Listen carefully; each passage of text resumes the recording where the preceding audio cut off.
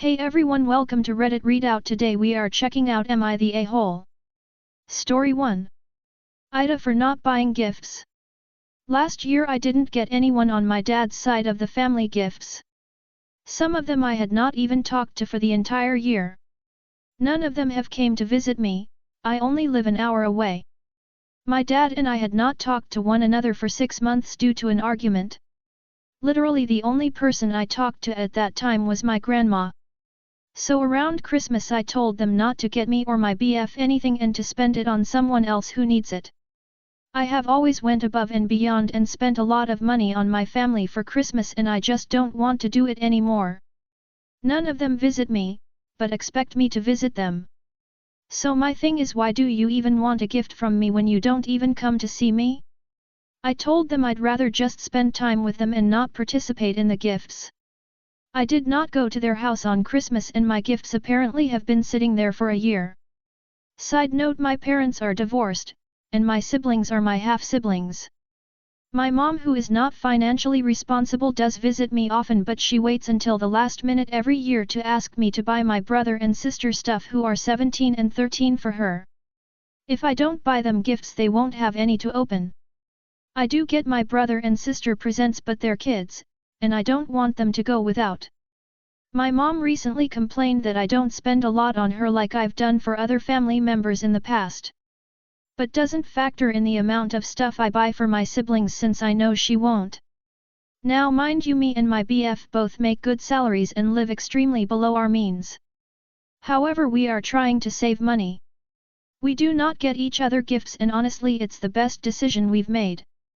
I feel like since my family knows we do well, we're expected to give gifts, and expensive ones. My dad and grandma think I'm a horrible person because of this. I just don't understand, if I say don't get me anything, why can't you just accept it? Why am I suddenly a bad person? AITA. Story 2.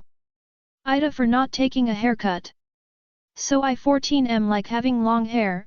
By long hair I mean it doesn't even reach my shoulder, and all my teachers and kids comment/make fun of me for it. Ever since I was in middle school, my principal would ask me every day when I'm getting a haircut and I would ignore him.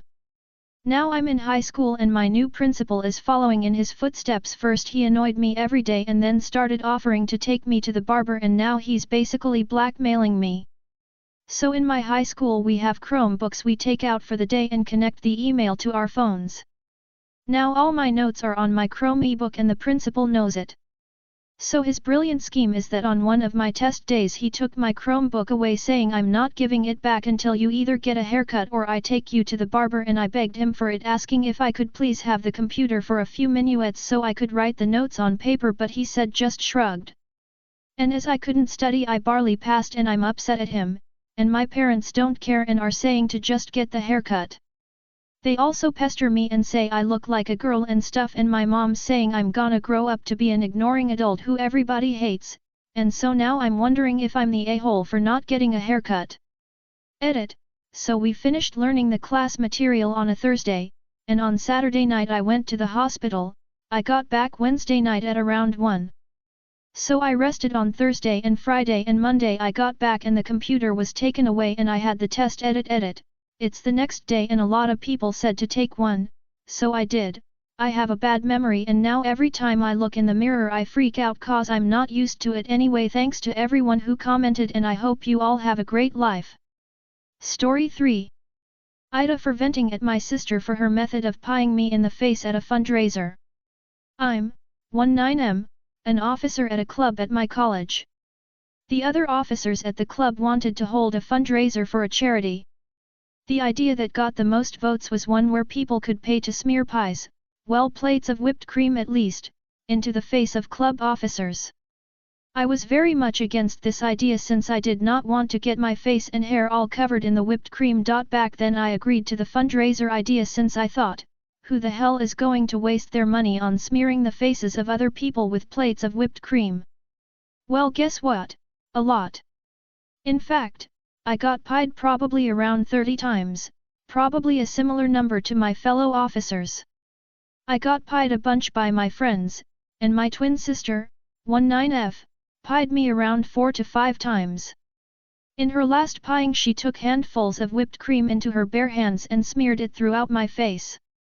To be fair, a lot of people were doing that as well to other officers since it was pretty funny, at least when you are not on the receiving end, and it hurts a bit less than having an actual paper plate of whipped cream smeared through your face, and I'm assuming my sister took inspiration from that. Anyways, altogether I did not have a great time, and even had to spend like an hour to shower and clean my face and hair up. I had dinner with my sister that night since we do not see each other on campus much due to vastly different schedules, so we usually have dinner together every now and then. I admit I had a bit of a bad attitude throughout dinner and my sister finally asked me what was wrong and I admitted I felt kinda humiliated at the fundraiser by her. She told me it was not a big deal and that it was for a good cause and to calm down, which I did. Story 4. AITA for not wanting to celebrate Christmas with my SILBIL's newborn baby when struggling with infertility. Hi y'all. This sub has helped me with a different issue in the past and I'm now back for more. Okay, on to the issue. My 33F husband, 34M, and I have struggled with TTC for more than 3 years. It shouldn't have been this long, but we were only able to get a referral to a fertility clinic a year after we started trying, and the fertility clinic itself had a waiting list, and when we finally were able to see a fertility doctor, he did an HSG, then sent us home to try some more on our own. All in all, lots of waiting. I don't really want to get into how I feel about all of this. I think anyone who has gone through infertility gets it. It's a depressing place to be in. Last year, out of nowhere, our Sil, my husband's sister, and BIL announced they were expecting. They hadn't dated that long and don't really have stable jobs and are quite younger than us. Sil is 27, so we weren't expecting this. My parents-in-law were absolutely ecstatic, since it's the first grandchild in the family. My husband is not very close to his sister. For as long as we've dated, at this point we're together for about 9 years, they've never visited each other, or done anything together. Growing up they argued a lot and never really cared for each other. They have very different personalities, very different career paths. I'm pretty sure if they were not related they probably wouldn't even say hi to each other if they ran into each other in town. I don't really know how my parents-in-law feel about this relationship. The one day in the year they want to celebrate together is Christmas Eve. It's a tradition that every year my mill cooks and invites me and my husband, Sil, and BIL over. It's the only day in the year that we see these people. We have no relationship with them. Usually we go, but this year, with the baby, I'm not really into the mood of going and putting a straight face. I know how it sounds, but being around babies is difficult for me at the moment. We're also not that close to them, and I just don't very much see the need to spend Christmas Eve together this year. Well, I mentioned this to my mill and she called me an told me that I'm ruining the baby's first Christmas, and she practically told me she won't talk to me ever again and that our relationship is ruined.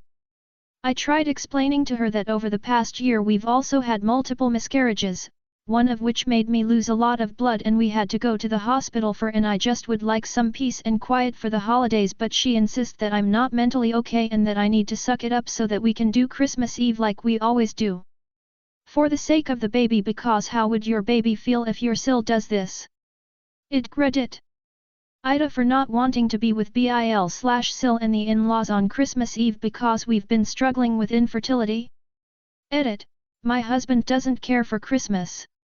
He just wants to keep the peace and keep my mill happy, so when she said I am not mentally okay he told her we'd look into therapy, which we won't because we're already in therapy. I'm also very sorry if my description of Sil/BIL came out as judgmental. It is not the intention, just wanted to provide some context. Story 5. AITA for wanting him gone.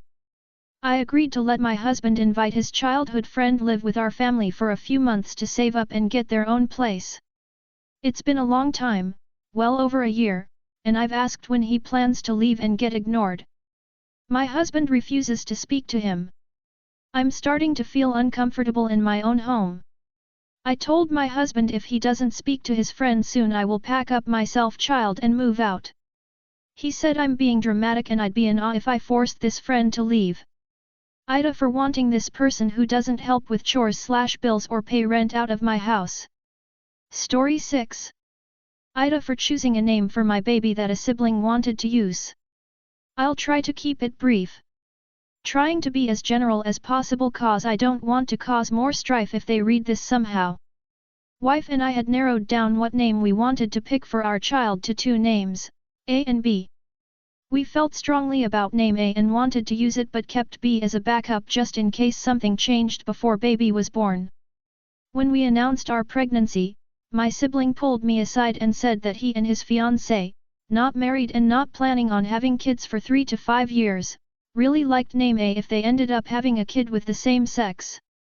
Long story short, my wife and I talked about it a lot and still felt like A was the right name for this child. To give some context, we are using a specific theme for our family names, so our list is narrowed down to like 4 other total options for this name already, and my sibling knows this. When we announced the name the other day, we got an upset text message later from my sibling and his fiancée that they were really hurt that we chose to hurt them like this etc. There's a lot more to it than that, but now they won't talk to my wife and I at all. Also, it's not a family name for any involved party or anything like that. Just a name we both happen to really like.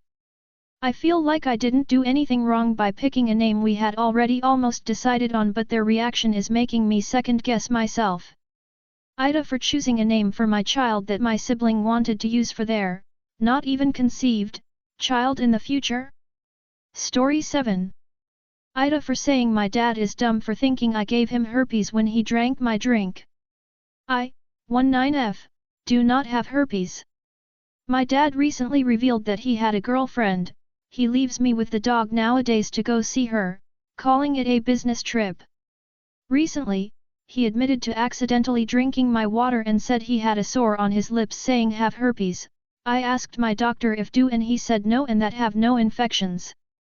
He also said that it's impossible to get it from sharing a drink. Doctor was shocked when told him my dad accused me of giving him herpes. I have not had a sore on my lips since was 8 years old. He definitely got it from his new GF. AITA if I said he was a moron for thinking he got herpes from his own daughter?